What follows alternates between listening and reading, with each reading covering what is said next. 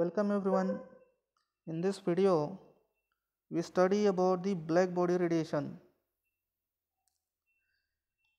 As an illustration of Bose-Einstein's statistics, we shall discuss the theory of black body radiation.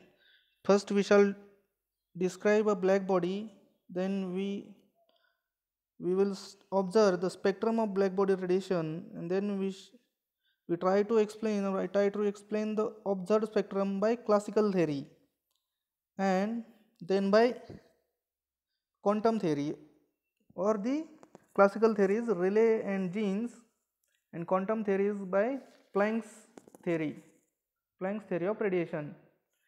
Due to the failure of classical theory, the quantum theory comes in picture. Now, according to Provost, all bodies at all finite temperatures emit radiant energy or radiation. म्हणजे Provost-नुसार सर्व bodies म्हणजे सर्व वस्तू किंवा म्हणजे माणूस स्वतः all finite bodies at all finite temperatures emit radiant energy और रेडिएशन. काय करतात की फायनाइट टेम्परेचरला ते रेडिएशन इमिट करतात, amount of which increases with the increase in temperature and is not affected by the presence of surrounding bodies. म्हणजे की त्या बॉडीतून emit होणारं रेडिएशन हे त्या बॉडीच्या टेम्परेचरनुसार इन्क्रीज होत जातं आणि सराउंडिंग टेम्परेचरचा त्याच्यावरती इफेक्ट होत नाही. फक्त बॉडी 0 डिग्री केल्विनला रेडिएशन इमिट करत नाहीत. Also a body at a given temperature can emit only those wavelengths which it can absorb at that temperature. म्हणजे बॉडी काय करते की त्या टेम्परेचरला फक्त अशा वेवलेंथची एनर्जी इमिट करते की जी वेवलेंथ किंवा जी एनर्जी त्याने ॲब्सॉर्ब केलेली असते. When radiation falls on a body, म्हणजे एका बॉडीवरती रेडिएशन गेल्यानंतर किंवा पडल्यानंतर a part of it is reflected, त्यातला काही पार्ट काय होतो, ती बॉडी रिफ्लेक्ट करते म्हणजे परावर्तित करते.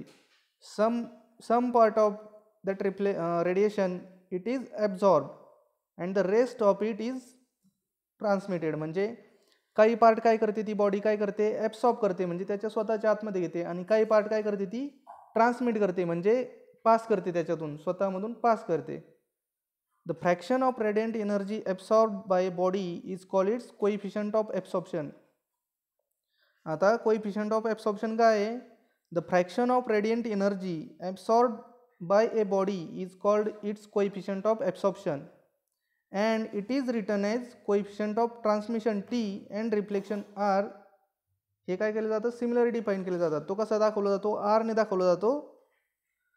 कोएफिशियंट ऑफ रिफ्लेक्शन स्मॉल ए म्हणजे कोएफिशियंट ऑफ ॲब्सॉर्प्शन आणि स्मॉल टी म्हणजे कोएफिशियंट्स ऑफ ट्रान्समिशन, आणि त्यांची सम जी असते म्हणजे coefficient of absorption plus coefficient of reflection plus coefficient of transmission is equal to 1 असते.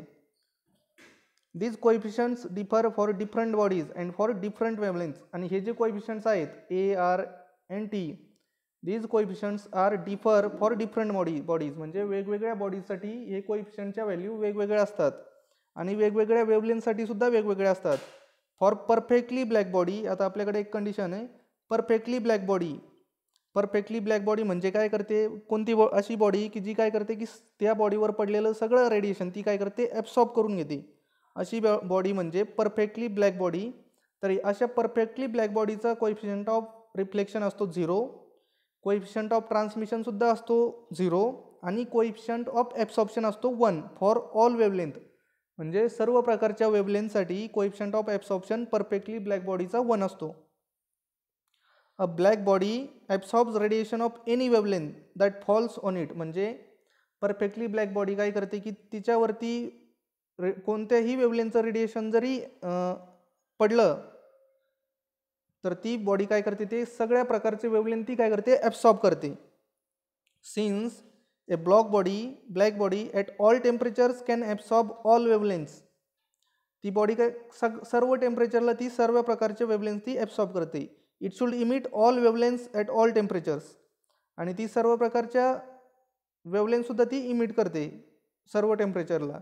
दस a black body spectrum should be continuous spectrum. त्यामुळं काय आहे की ब्लॅक बॉडी स्पेक्ट्रम हा कंटिन्युअस स्पेक्ट्रम आहे, extending over the wavelength from 0 to infinity. Black body spectrum should be a continuous spectrum extending over the wavelength from 0 to infinity.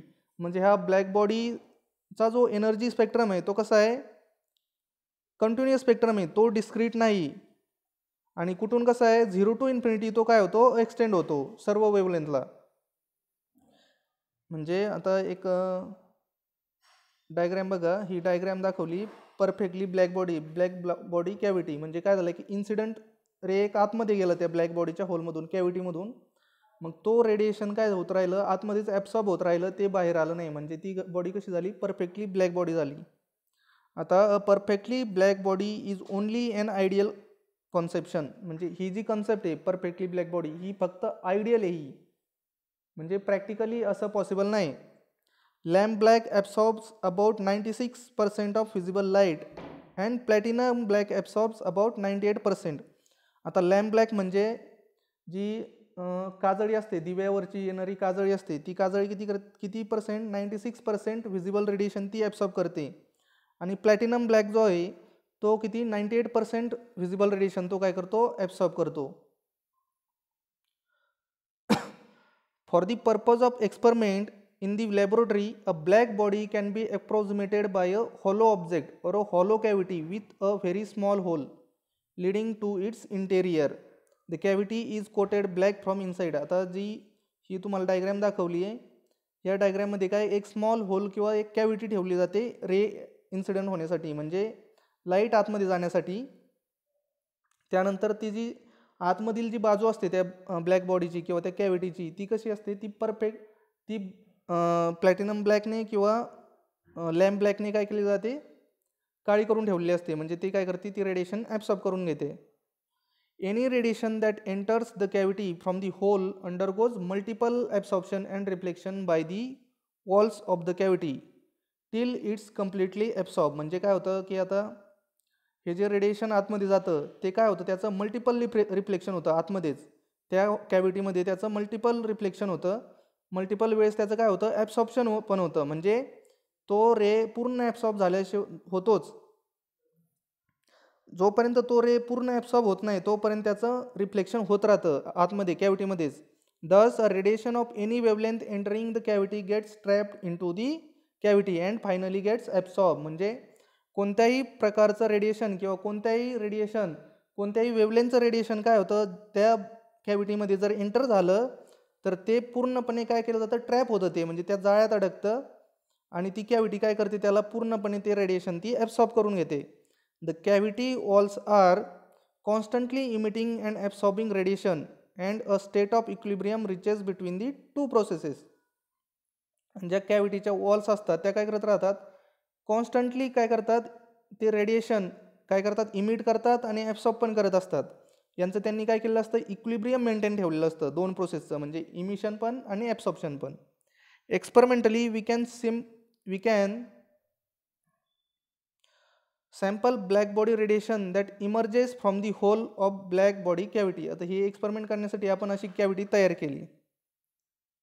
The rate at which black body radiates energy depends solely on the body temperature. आता black body radiation किंवा एक black body किती प्रमाणात energy radiate करते, त्याचा जो rate असतो तो रेट कशावरती डिपेंड असतो, तर त्या ब्लॅक बॉडीच्या टेम्परेचरवरती तो रेट डिपेंड्स असतो.